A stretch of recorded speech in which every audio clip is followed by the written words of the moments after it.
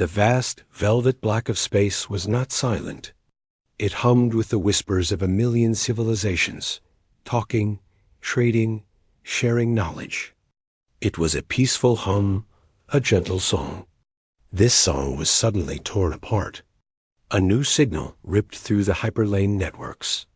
It was not a whisper. It was a scream.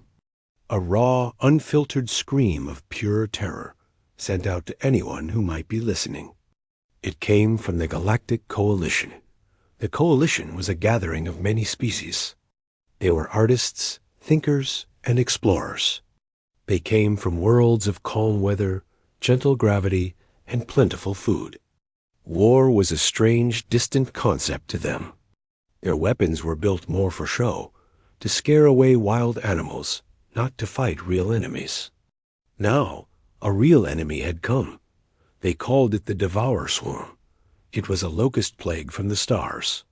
It arrived in massive, spore-like ships that rained down on peaceful planets.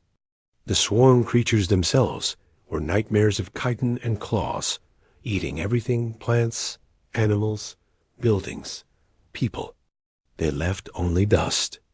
The Coalition's beautiful energy beams did little more than make the creatures' shells glow warmly. Their ships were torn apart like paper. One by one, their worlds fell silent. In their final, most desperate act, the Coalition sent out a universal call for help. They removed all the locks and codes. They begged for any civilization, anywhere, to come and save them. The signal traveled for weeks. It passed by silent stars and sleeping worlds. Finally, on the very edge of charted space, it was heard. The Earth Defense Force vessel Unyielding Resolve was on a routine patrol. The ship was a block of gray metal, not beautiful, but strong. Its surface was covered in dents and scratches from asteroid dust and old fights. It was built for survival, not for show. On the bridge, Captain Park Jae-sung watched the signal unfold on the main screen. His face was calm, but his eyes were sharp. He saw the holographic images of crystal cities being covered by a clicking, scurrying black tide. He saw slender, graceful aliens running, only to be swept away. There was no sound, but the panic was clear. His tactical officer, Kim Tae-woo, stood beside him. Tae-woo was younger, with a fire in his eyes that Jae-sung's calm often cooled. Tae-woo read the technical data scrolling next to the images. Their planetary shields fail under sustained kinetic pressure, he said, his voice a mix of disbelief and pity. Their soldiers' bones are hollow for lightness. Captain, they're like delicate birds, and they're trying to fight a pack of wolves with songs. Ji-zoong did not answer right away. He was thinking. The images were horrible, yes, but his job was not just to feel sorry. His job was to protect Earth. He zoomed out on the star map. The swarm was moving in a predictable path. A hungry, expanding circle. If the Coalition falls, Jae-sung said, his voice low and steady, what is next in the swarm's path? He turned to look at Tae-woo. The younger man's face changed as he understood. He traced the line on the map. The path led directly toward human-explored space. Toward Earth. They'll be at our doorstep in less than 2 years, Tae-woo said, the pity in his voice gone, replaced by cold calculation. Exactly, Jae-sung said. This is not just a rescue mission. It is a first strike, a defensive action. We stop the flood here, or we fight it at home. He turned to the navigation officer. Plot a course for the Coalition's rally point. The world called Serenity's Dawn. Maximum burn. Prepare the crew for combat deployment. As the Unyielding Resolve turned, its powerful engines glowing blue, a different kind of analysis was happening far away. On a research station orbiting Earth's moon, Dr. Choi Min-ji was working late. She was a xenobiologist, a scientist who studied alien life. The Coalition's distress signal, with all its data, had been sent to her team for study. Her friend, Pilot Lee Hana, had brought her coffee and stayed to watch. Minji's screen showed not the grand destruction, but the small details. The biology of a single devourer. She zoomed in on its leg joints, its mouth parts, the structure of its shell. Fascinating, she murmured, not with joy, but with the focus of a doctor studying a dangerous disease. Fascinating? Hannah asked, raising an eyebrow. They look like monster bugs from a bad movie. They are highly efficient, Minji corrected. Look here. Their exoskeleton is very hard on top, but the joints are protected only by a flexible membrane. It's a weakness. And their internal organs are packed tightly. A strong concussive force, a shock wave, would turn everything inside to liquid. She pulled up data on coalition weapons. Their energy beams heat the shell. It makes it tougher. They are accidentally making them stronger. Hana whistled. So they're not just losing. They're helping the enemy win harder. They are fighting with light shows, Minji said simply. They have never needed to think about things like impact or pressure or shock. Their world doesn't have earthquakes. Their storms are mild. They evolved in peace. She leaned back, looking at the image of a devourer. They have no concept of a death world.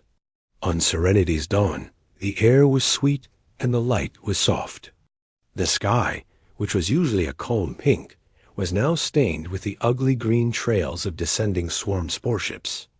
The beautiful, willowy aliens, the Galari, huddled in their graceful, fragile buildings. Their speaker, a Galari named Kalara, stood in a central spire. Her large, dark eyes were fixed on the sky, her two hearts beating a frantic rhythm against her thin chest. She had delicate, feather-like filaments on her arms that trembled. A technician floated up to her, its 4 eyes blinking with a mixture of fear and hope. Speaker Kalara. A response to the distress signal. Kalara's breath caught. Who? The Luminarians? The crystal mines? No, Speaker. A new species. From a world called Earth. They identify themselves as humans. They are coming.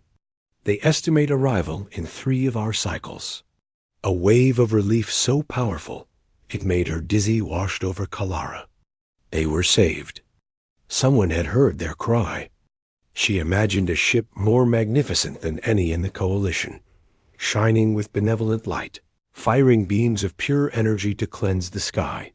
She turned to address the few council members left. Hope is here, she said, her voice a musical chime trying to sound strong. The humans are coming. We must hold. We must believe in the goodness of the stars. She looked back at the falling green streaks.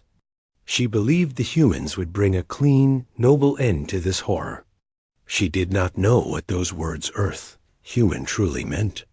She did not know the meaning of a death world. She did not know that the help she had begged for would not come with a gentle light, but with the hard, unforgiving weight of stone and iron. The cry for help had been sent.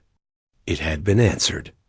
And the answer was now rushing toward them, shaped by volcanoes, ice ages, and predators, ready to teach the gentle stars a very brutal lesson in survival.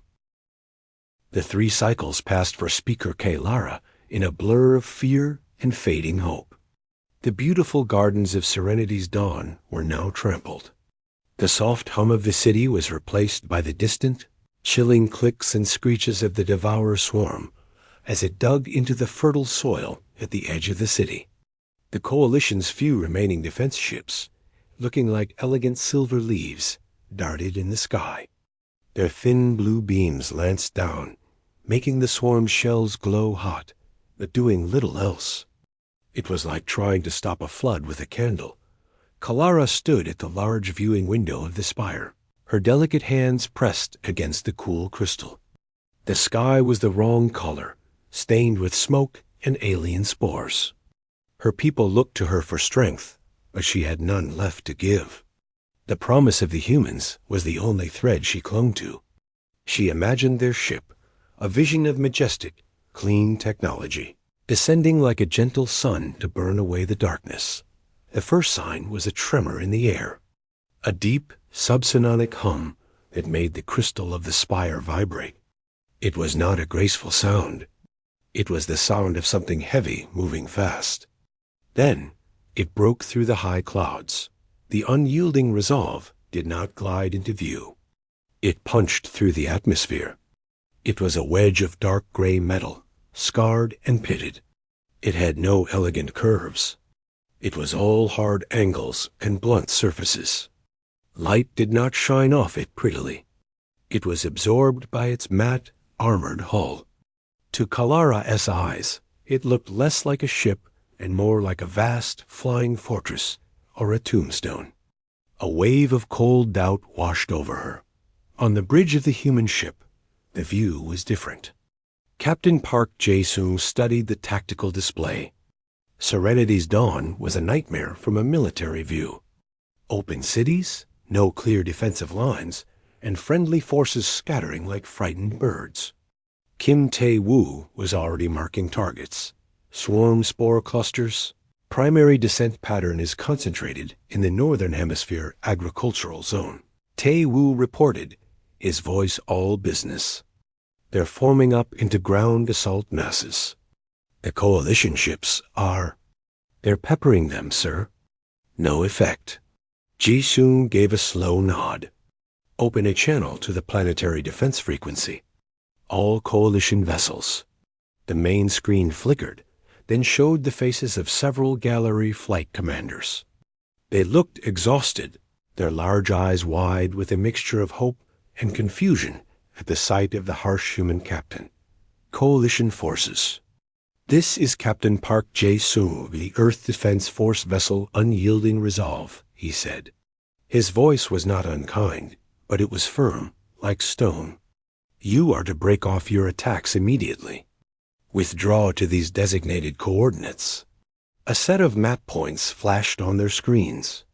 Your current tactics are ineffective and are putting your craft at unnecessary risk. You will become casualties. Leave the primary engagement to us. One of the Galari commanders, his feathers ruffled, spoke up. But, Captain, we must defend our homes. Our energy cannons are the strongest in the coalition. Your strongest is not strong enough, Ji-sung said, a finality in his tone that brooked no argument. Withdraw. Now. That is an order. He cut the channel before the debate could continue.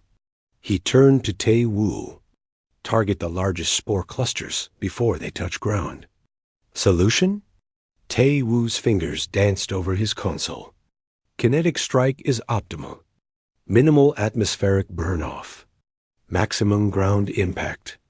Tungsten rods are loaded. Authorized. Fire at will.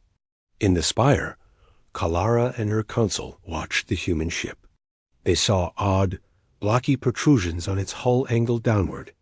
There was no gathering of bright energy, no hum of powerful lasers. There was only a series of deep, jarring thump sounds that they felt in their bones. Then, from the belly of the dark ship, slender, dark shapes shot toward the planet, so fast they were just streaks. A moment later, the northern sky lit up, but not with the clean explosion of plasma. This was different. First came a flash of incredible heat at the point of impact. Then, a visible shockwave ripped outwards, flattening the beautiful towering fungus trees for kilometers. The sound that followed was a physical blow, a deep, rolling crump that shook the spire violently. Crystal panels cracked. Dust rained from the ceiling. When the smoke cleared, the view was horrific. Where a dozen spore clusters had been, there were now only massive, smoldering craters. There was no debris. The spore ships and the thousands of devourers inside had not been blown apart. They had been pulverized, instantly turned into vapor and dust by the sheer, brute force of the impact. A stunned silence filled the spire. Then, a low wail of grief and terror rose from the Galari around her. This was not the clean salvation they had imagined. This was an earthquake from the sky. This was annihilation. On the ground, the human deployment began. Dropships, as ugly and functional as their mothership, fell from the sky like heavy stones, firing retro-rockets at the last second to land with a jarring thud that seemed disrespectful to the soft ground. Ramps dropped, and human soldiers emerged. They were not tall and willowy like the Galari.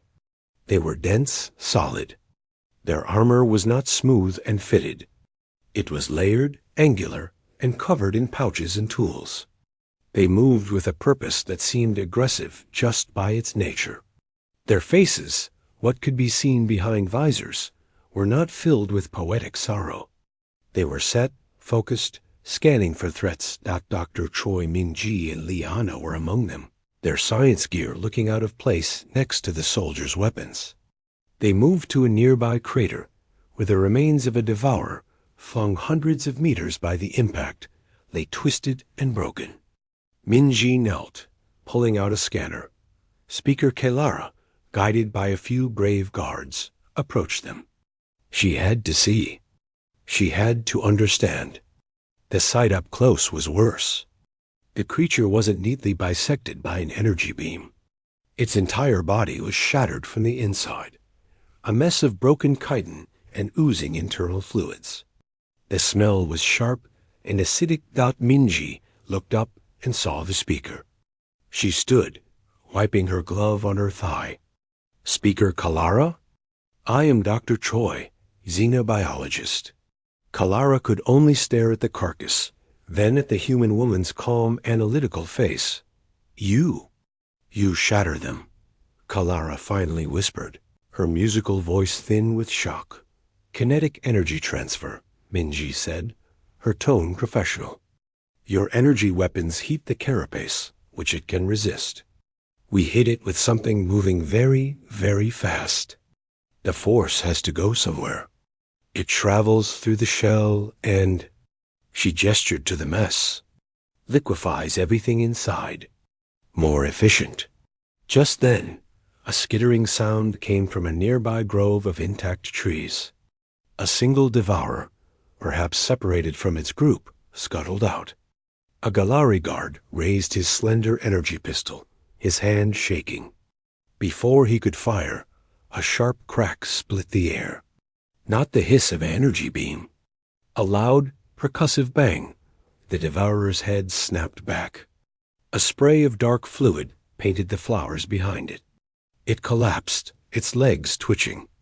A human soldier, standing 20 meters away, lowered his rifle. The weapon was made of metal and polymer, and smoke drifted from its barrel. He glanced at the Gallery guard and gave a short, curt nod before turning to watch for more threats. Kalara looked from the dead beast to the human weapon to Min-ji's calm explanation. The pieces connected in her mind with a dreadful clarity. These humans did not fight with light. They fought with impact, with force. They did not try to disable or scare. Their only solution was total physical destruction. The relief she had felt curdled into a deep, cold fear. They had cried for help to stop monsters. They had not known that their rescuers would be Deathworlders, who brought a different, more brutal kind of monster with them. The battle for Serenity's dawn had begun, and already the gentle world was breaking under the weight of its saviors. The initial shock of the human arrival settled into a grim new reality. The sky was now shared by the elegant, fleeing coalition ships and the heavy, low-flying human dropships. The sounds of battle changed. The gentle hiss of energy beams was drowned out by the constant, jarring thunder of human artillery and the sharp cracks of their projectile weapons. Captain Park Jae-sung stood on the bridge, a map of Serenity's dawn glowing before him. Red dots, representing swarm clusters, were spreading like a bloodstain across the green landscape. Kim Tae-woo pointed to a dense patch of forest near the main refugee center. They've adapted, Captain. They're avoiding open ground where we can hit them from orbit. They're tunneling, using the tree cover. They're emerging right in the middle of the civilian zones. Ji-sung's mouth was a thin line. The swarm was smart. It was exploiting the only advantage the coalition had given it, the Galari's refusal to endanger their own environment. He opened a channel to Speaker Kalara, whose face appeared on the screen. She looked even more fragile, the light in her large eyes dimmed by exhaustion and horror. "Speaker," Jae-sung began, his voice leaving no room for pleasantries. "The swarm is using the forest around the Northern Spire Refugee Center. We need to clear it.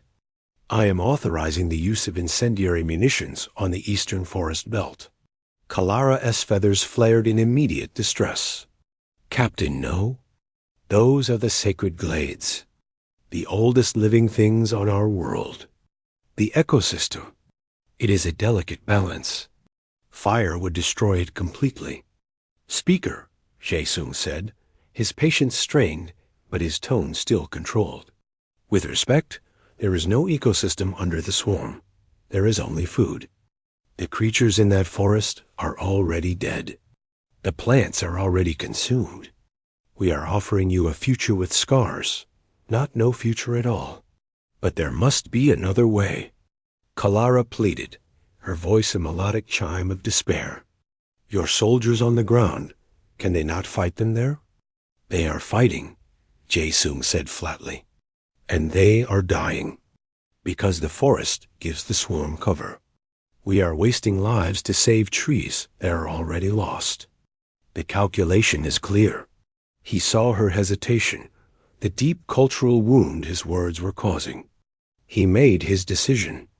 "The order is given. We will fire in 10 minutes.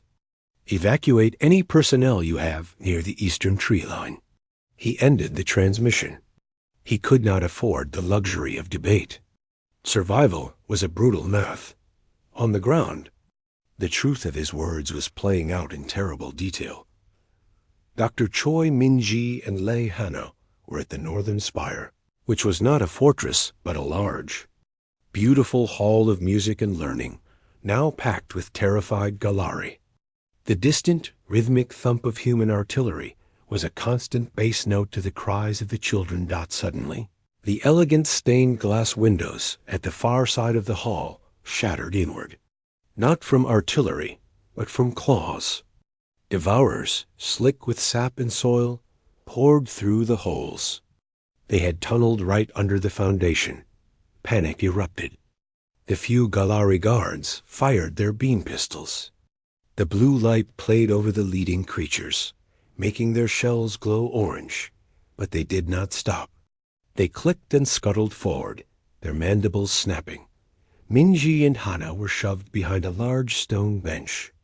Hana drew her sidearm, a heavy human pistol. Min-ji looked around for an exit, but the main doors were a churning mass of fleeing aliens and advancing monsters. A devourer skittered over the bench, its acid-dripping mouthparts aimed at a Galari child frozen in fear. A beam shot hit its side, doing nothing. There was no time for a clean shot. Lee Hana didn't take one. Instead, she dropped her pistol, grabbed a fallen metal support, rawed a piece of the broken window frame, and stepped forward. She didn't scream a war cry. She grunted, a hard, physical sound. She swung the metal rod like it was a bat. It wasn't a graceful move.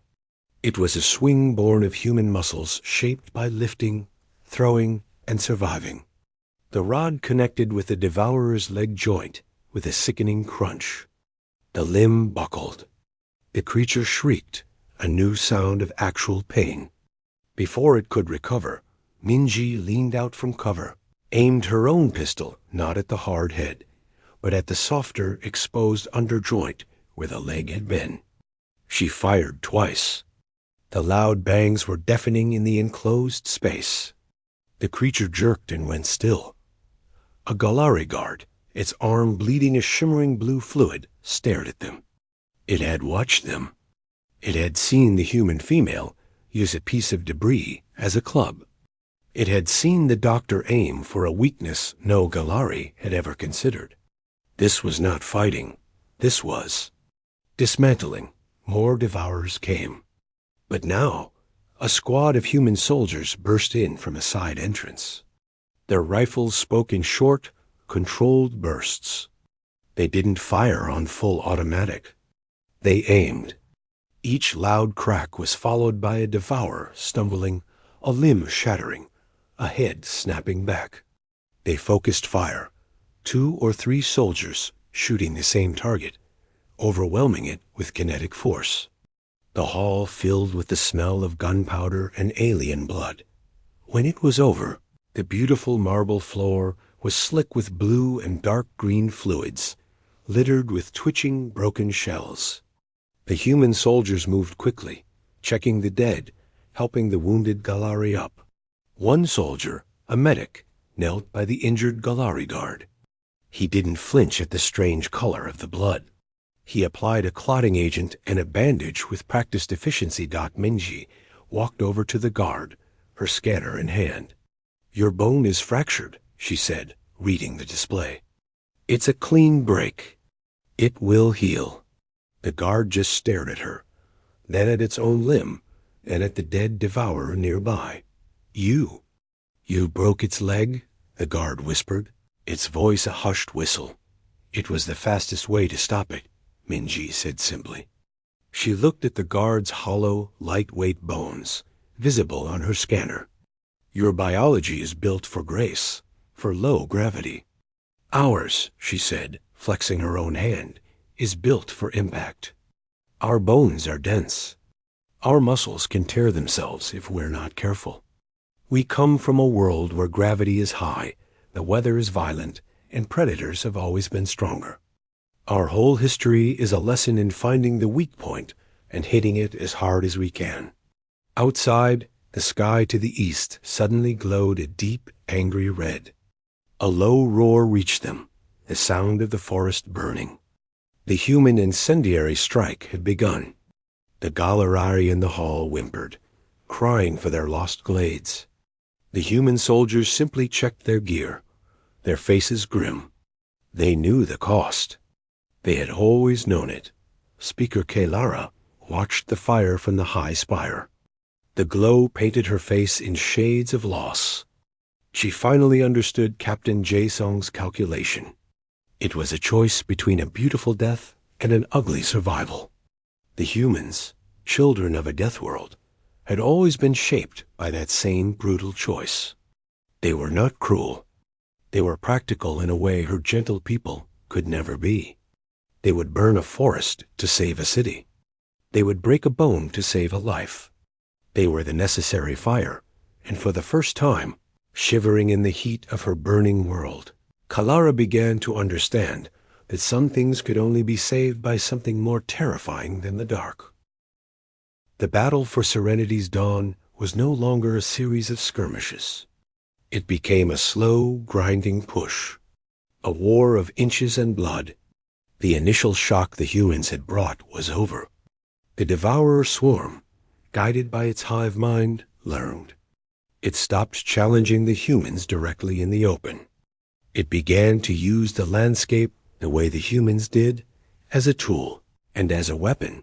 The beautiful world turned into a nightmare of ambushes and hidden tunnels. The swarm would emerge from sewer outlets, from irrigation pipes, even from the soft ground under the feet of human patrols. The air, once sweet, now carried the thick smell of smoke, ozone from human weapons, and the sour stench of dead Devours. Captain Park Jae-sung studied the tactical map. The red swarm markers were like a fungus, growing in a wide ring around the last major coalition shield generator. This generator protected the last functioning spaceport, the only way to evacuate the most wounded. "They're not trying to overrun us anymore," he said to Kim Tae-woo. "They're trying to strangle us, to cut off our retreat." Tae-woo nodded, his young face smudged with fatigue. "They're adapting to our tactics, Captain. They've never faced an enemy like us, but they learn fast. It's unsettling." "It's intelligent," Ji-sung corrected. And it means we have to be smarter. He pointed to a massive, slow-moving signal on the map, approaching from the far side of the planet. It was a new swarm biosignature, larger than anything they had seen. What is that? Tae Woo's scanners whirred. It's huge. Reading it as a mobile hive construct, a behemoth class.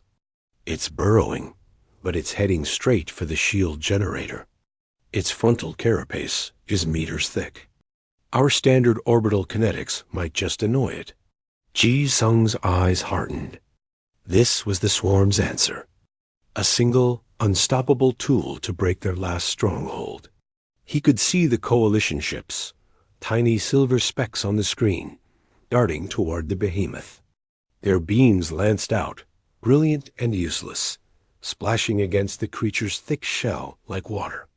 They were brave, and they were about to be wiped out. On the ground, the pressure was constant.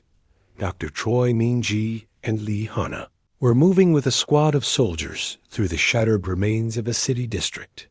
The silence was the worst part. The only sounds were the crunch of broken crystal under their boots and the distant rumble of fires. Suddenly, the ground beneath a Galari refugee column, 10 meters ahead, erupted. A dozen devourers burst from the soil, their mandibles snapping. The humans reacted instantly, rifles up, firing. But the Galarari were in the way, screaming, stumbling. Ming-ji saw a young human soldier. His name tag read Park. It separated from his squad. A devourer lunged at him from a doorway. He fired, but his rifle clicked empty. He didn't freeze. He dropped the rifle, yanked a sharpened entrenching tool from his pack, and as the creature leaped, he sidestepped with a speed that seemed impossible in his heavy armor and swung the metal shovel like an axe. The sharp edge bit deep into the joint between the creature's head and thorax. It wasn't a clean kill, but it was enough. The creature writhed, and another soldier finished it. The Galari refugees watched, huddled together. They saw the human soldier, breathing heavily, pull his tool from the carcass with a wet sound. He didn't look triumphant. He looked tired, and he quickly reloaded his rifle, his hands steady. To the Galari, it was a scene from a primal nightmare. To the humans, it was Tuesday. Back on the bridge, the situation was reaching its peak. The behemoth had surfaced. It was a living mountain of chitin and dripping acid, taller than the spire. It ignored the tiny coalition ships. It began to grind its way toward the shimmering dome of the shield generator. A low, subsonic roar emanated from it, a sound of pure hunger that vibrated through the very rock. All coalition vessels fall back. Jae-sung ordered over the comms.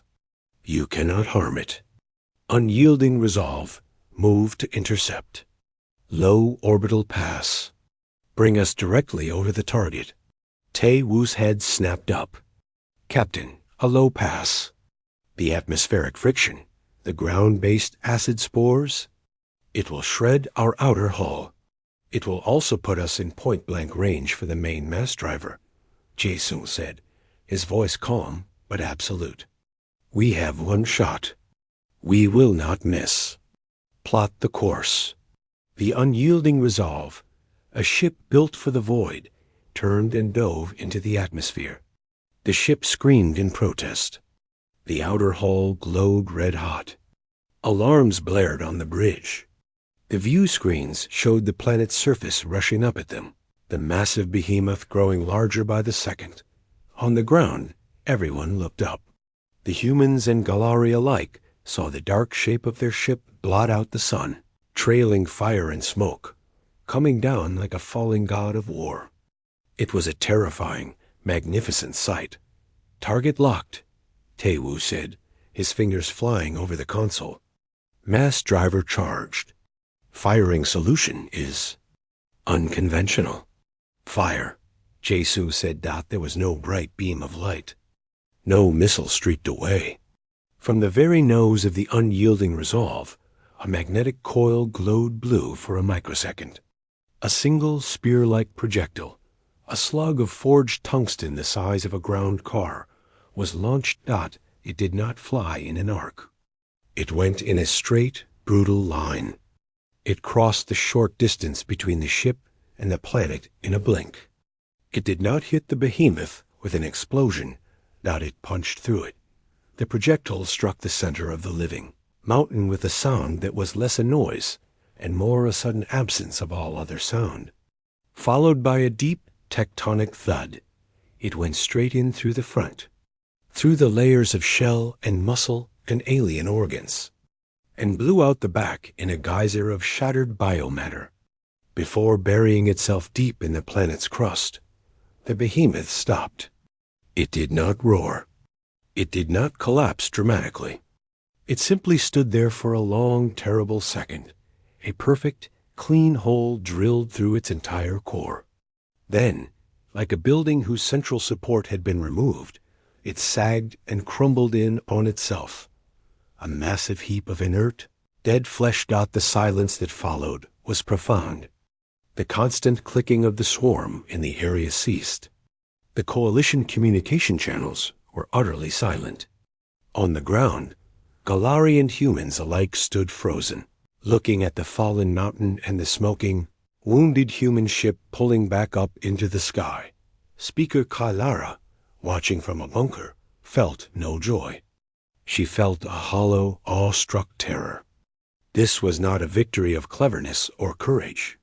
This was a demonstration of absolute, overwhelming force. The humans had not killed the monster. They had erased it from existence. They had looked at the swarm's ultimate weapon and responded with a tool so simple, so violent. It broke the mind to consider it.